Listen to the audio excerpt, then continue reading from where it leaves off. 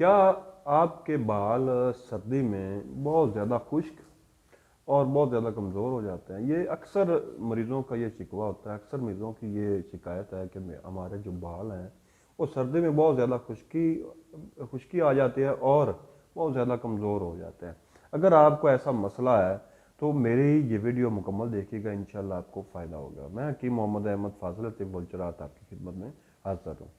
ناظرین، دراصل ہوتا یہ ہے کہ جب سردی آتی ہے نا، سردی کے ساتھ ہی لوگ کچھ نہانا بھی کم کر دیتے ہیں، یا اگر نہاتے ہیں تو نہاتے بھی بہت زیادہ، کچھ لوگ زیادہ گرم پانی کے ساتھ نہاتے ہیں۔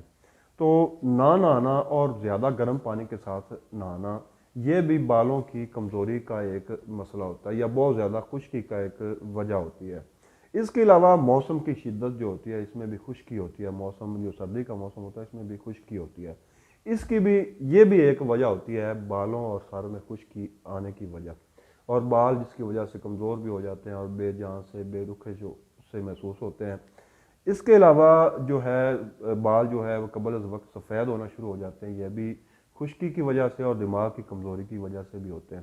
اگر آپ کو یہ مسئلہ ہے تو سب سے پہلے آپ نے کوشش یہ کرنی ہے کہ آپ روزانہ نہائیں۔ سردی میں روزانہ نہانے کی کوشش کریں، اگر روزانہ نہیں تو کم از کم ایک دن چھوڑ کر ایک دن نہانا ضروری ہے، لیکن روزانہ سب سے بہتر ہے نہائیں، اور زیادہ گرم پانی سے آپ پرہیز کریں۔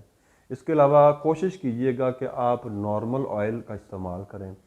سرسوں کا آئل آپ سوتے وقت آپ سر پہ لگا سکتے ہیں، سوتے وقت آپ سرسوں کا تیل لگائیں۔ اس کے علاوہ میں آپ کو ایک خاص تیل بتاتا ہوں، اس کو آپ سر پر لگائیں گے تو انشاءاللہ آپ کے سر کے جو بالوں کی جو بھی مسائل ہیں، مثلا خشکی، سکری اور بالوں کا کمزور ہو جانا، قبل از وقت سفید ہو جانا، ان تمام مسائل کے لیے یہ انتہائی کارآمد ثابت ہوگا۔ تو نسخہ نوٹ کر لیجئے۔ نسخہ نوٹ کرنے سے پہلے میری یہ ویڈیو شیئر ضرور کیجیے گا تاکہ زیادہ سے زیادہ لوگوں کے یہ کام آ سکے۔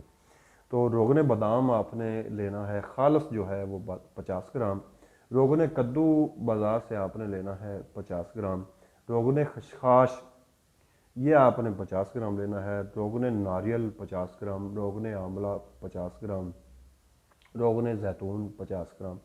ان تمام آئل کو آپ نے اکٹھا کر لینا ہے۔ اکٹھا کر کے یہ آپ نے اس میں سے حسب ضرورت آپ خوشبو بھی ڈال سکتے ہیں۔ اس کو آپ نے سر کے جو بال ہیں نا ان کی جڑوں میں آپ نے لگانا ہے، اوپر سر کے اوپر کوئی مسام نہیں ہوتے، بالوں کے اوپر کوئی مسام نہیں ہوتے۔ بالوں کے اوپر اگر آپ آئل لگائیں گے تو اس کا آپ کو کوئی فائدہ نہیں ہوگا۔ سر کے جو جڑوں میں آپ نے یہ آئل لگانا ہے۔ انشاءاللہ جو بھی مسائل ہیں خشکی کی وجہ سے، گرمی کی خشکی کی وجہ سے بھی ہیں یا سردی کی خشکی کی وجہ سے بھی ہیں، انشاءاللہ اس کے استعمال سے آپ کو فائدہ ہوگا۔ تو اس کو استعمال کیجئے گا، انشاءاللہ مجھے امید ہے آپ اس کو استعمال کریں گے اور آپ کو فائدہ بھی ہوگا، آپ مجھے دعائیں دیں گے۔ تو اللہ سب کا حامی و ناصر ہو۔ اللہ حافظ۔